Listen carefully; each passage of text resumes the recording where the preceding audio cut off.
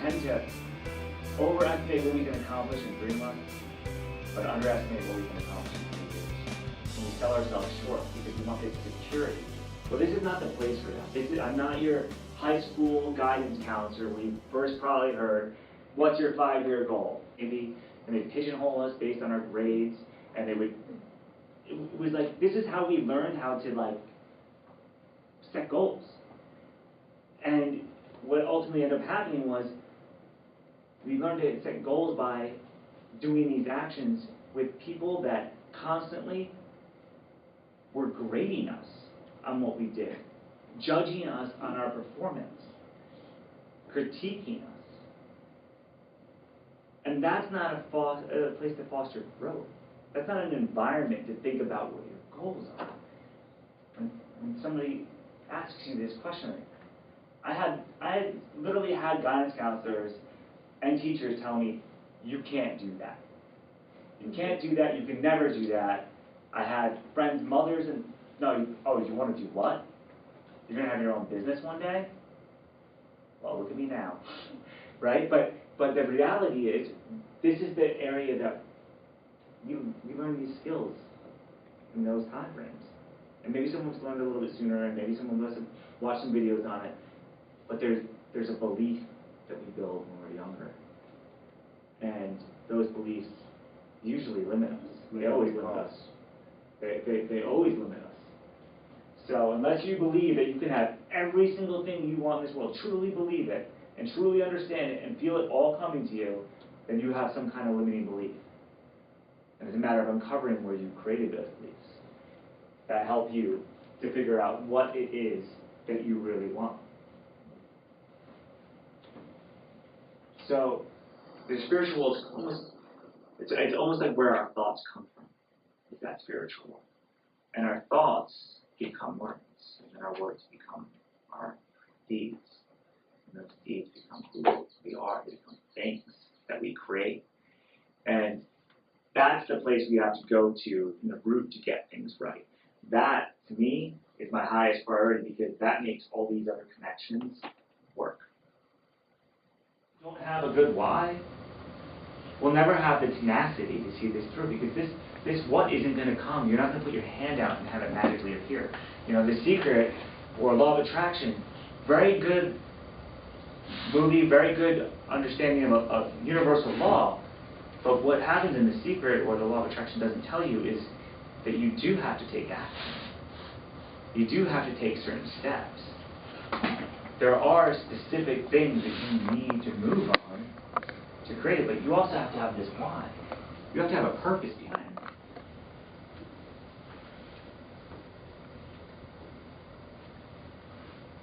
When do I want to accomplish this why? This is not a carved in stone deadline, but having a sense of urgency for anything is going to create you having that action that you need to have.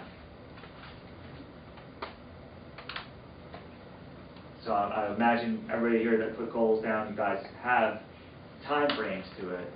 But that time frame, the purpose of it is really to get you off your butt. It's really what it's for. To get you moving. And it's for you. These goals are not for anybody else. And there's no how because you don't know yet. And you're not supposed to know. You might know the next 1 or 2 steps in front of you. But if you sit there and try to figure out the 50 or 100 or how many steps there might be to getting there, you're just going to get frustrated and demotivated. It's like a GPS in a car. Think of GPS as like a super consciousness. It knows where you gotta go. And it knows every single step of the way there. But when you pull it up, how many points does it tell you ahead? 1, 2. Kind of reveals it for you. It unfolds, just like life does. So if you can think about it that way, then you can stay on course. How do we keep ourselves motivated when we have a big goal? We don't know all the habits. Well, using micro goals. breaking things down into steps. So you had a house in California. You sold it. You bought one here in San Antonio. Now you're renting out rooms on Airbnb, I presume, right? Way to go. Yeah. So what's the next thing for you? Like if you wanted to make more money, you have to figure out, okay, I need to get X number of rooms rented per month at this rate to make the amount of money I want to, so that I can go buy another house and do the same thing. Making these micro goals will make you have micro changes in everything you do. And micro changes practiced consistently become macro things, down to like making 300 plus phone calls every single day, closing X number of deals. And I broke it down to this beautiful science. And I wouldn't leave until I made that many dials. I wouldn't leave that until I made that deal.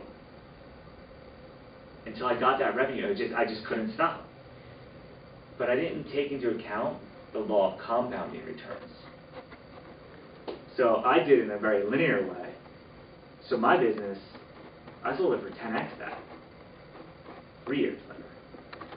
3 years and 4 months later. But I just did what the formula said to do, and it was very easy to line up to that. It was an amazing feat that I didn't even count on. So don't forget about that law of compounding returns. Every little thing you do today is going to add up for you, and it's going to add up exponentially. If you've got that understanding that you have a block in one area, but you're successful over here, then you can apply those, because it's all the same principles. It's all this level of belief we have that we can accomplish whatever it needs to be. It's all this level of understanding that we are where we are for a reason. There is a purpose behind that. If we're not where we want to be, it's because we have some learning still to do in that area. You want to live a mission-oriented life. The reality is, add value. Add value to the planet. Add value to your world.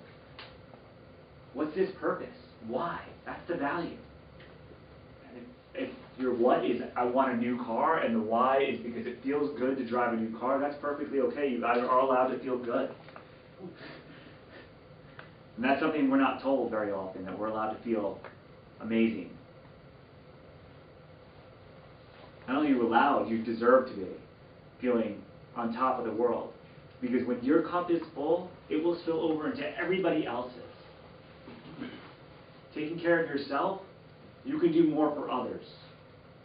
If you don't have anything, you can't help very much. You got to be feeling good. Your light will shine on everybody and reflect back on you. To do this, you start making short-term decisions based on your long-term goals.